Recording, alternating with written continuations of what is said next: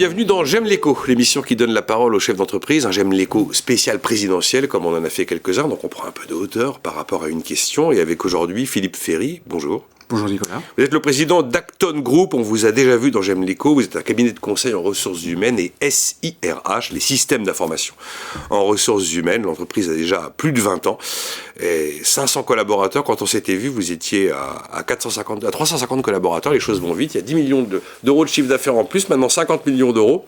2-3 mots sur votre actualité, où vous en êtes On est positionné sur ce que j'appelle le human tech. C'est-à-dire qu'on essaye d'intervenir sur les interactions entre l'être humain, la technologie dans une organisation. En d'autres termes, on a des interlocuteurs qui sont les DRH qu'on accompagne dans leur mission qui est de gérer, de piloter les collaborateurs dans l'entreprise. Et l'autre interlocuteur, ce sont de plus en plus les DSI dans lesquels on essaie d'apporter de la valeur ajoutée par la technologie. Alors ce qui me frappe, c'est que vous n'êtes pas le premier à faire de l'accompagnement et de la transformation digitale dans différents domaines. Vous, c'est très spécialisé RH. Ça finit par me donner l'impression que tout le monde est mûr sur le sujet. Et en fait, est-ce que vraiment cette question de la numérisation, de la digitalisation, qui s'est accélérée en 2020 et on le sait, est-ce que tout ça a été engagé suffisamment tôt? Est-ce que tout ça est abouti ou très loin de l'être en fait? La vague digitale, elle a commencé il y a une bonne dizaine d'années. Je suis d'accord. Et heureusement. Oui. C'est né d'une conjoncture en fait. Il y a 10 ans, on a vu émerger des solutions technologiques qui n'existaient pas. Et puis les missions des DRH, elle a évolué. La DRH, c'était le garant du réglementaire, du légal. Et puis maintenant, la DRH, c'est un acteur qui doit accompagner l'entreprise à se transformer et qui doit apporter de la performance. Et grâce au digital, c'est une réponse pour toucher tous les collaborateurs.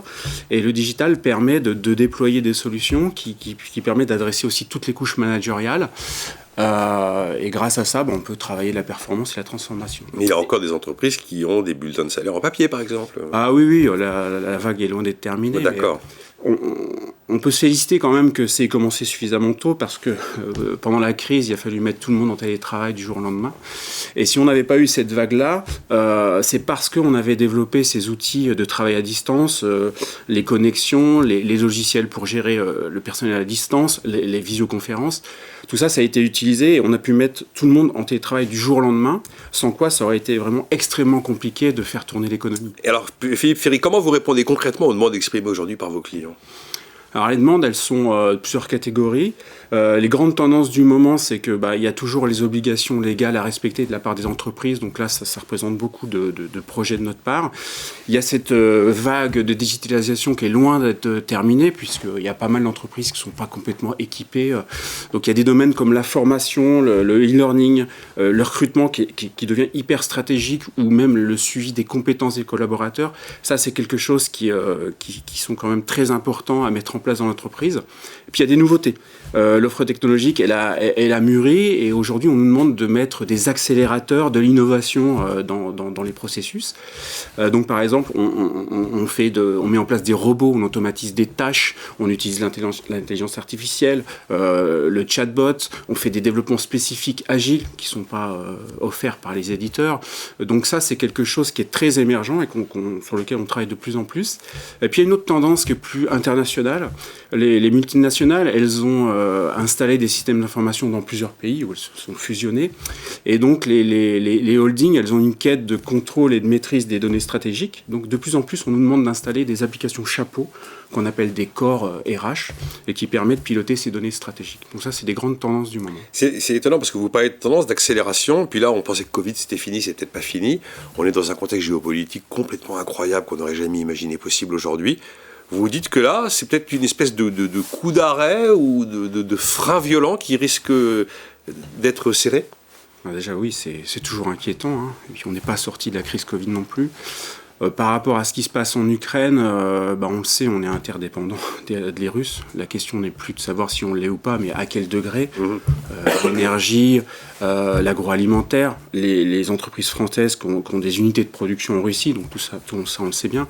Donc il y a des sanctions économiques qui ont lieu. Donc il y a un risque. Aujourd'hui, on n'est pas encore impacté, mais il y a un risque d'effet boomerang, qui est des restrictions budgétaires, parce qu'il y a tension. Et qui dit restrictions budgétaires dit gel ou arrêt de ces fameux projets de transformation, digitalisation.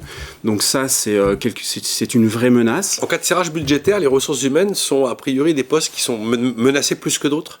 Alors, oui et non. D'un côté, oui, parce que ça fait partie des fonctions support et en général, c'est les premières directions avec la communication qui sont privées de budget. Mais je dirais non, parce que l'entreprise, c'est comme le corps humain, en fait. Quand on est stressé, on se concentre sur les organes vitaux.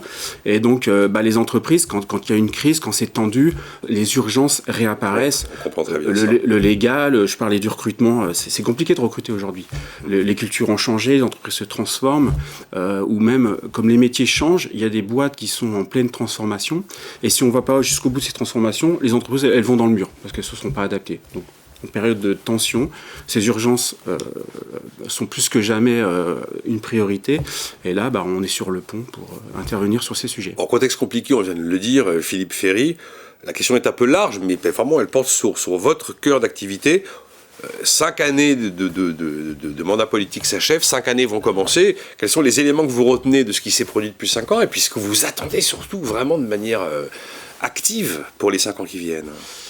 Un quinquennat, enfin une élection, c'est un programme. Donc derrière, il faut forcément le dérouler, mettre en place des mesures, faire des réformes. Donc avant tout, dans notre cœur de métier, faut qu'on soit prêt. Là, on a vu au dernier quinquennat, il y a des réformes qui ont été entamées, il y en a qui sont en cours, qui vont certainement reprendre, comme sur les retraites. Il y a eu l'impôt à la source, c'est quand même assez impactant. On est passé d'un régime annuel à... Pour votre secteur, oui, c'est impactant. Voilà, c'est super impactant. Et faire la politique, c'est aussi répondre aux impondérables. Quand il y a eu la crise sanitaire, il y a des ordonnances qui sont sorties. On a encadré le télétravail, on a revisité les indemnités sur le chômage partiel. Donc, tout ça, voilà, derrière une politique, faut aller vite, d'ailleurs. Voilà, faut aller vite. Donc ça, c'est quelque chose auquel on s'attend. Donc là, on est dans le calme avant la tempête, avant les élections. On gère plutôt l'urgence, mais dès que les élections seront passées, on va être sur le pont. Mais j'ai plutôt envie de saluer, moi, la modernisation de l'État. On voit, vous le voyez aujourd'hui, tous les jours, une carte grise, ses impôts. Enfin, il y a beaucoup de services en ligne, il y a eu beaucoup de progrès. Donc je trouve que l'apport technologique doit être aussi au service de l'État. Moi, je vois rien qu'à notre niveau, on a travaillé sur Mentor, qui est une plateforme de formation en ligne. On a fait Ma Sécurité pour la gendarmerie nationale. On a fait France Transfert, qui est le WeTransfer pour les fichiers de gros volume. On a modernisé, servicepublic.fr. Et puis récemment, c'est l'actualité, on a mis un service en ligne pour s'inscrire aux élections, aux listes électorales. Donc rien qu'à notre niveau, on apporte de la valeur. Donc moi, j'ai envie que le futur gouvernement, il encourage les entreprises qui font de l'innovation, qui apportent ces nouveautés technologiques, parce qu'en France, on est quand même bien en avance. On fait de l'informatique quantique, on fait du Web 3.0. C'est pas mal de dire qu'on n'est pas toujours en retard. Oui. Non, c'est une force en France, et donc il faut encourager les entreprises.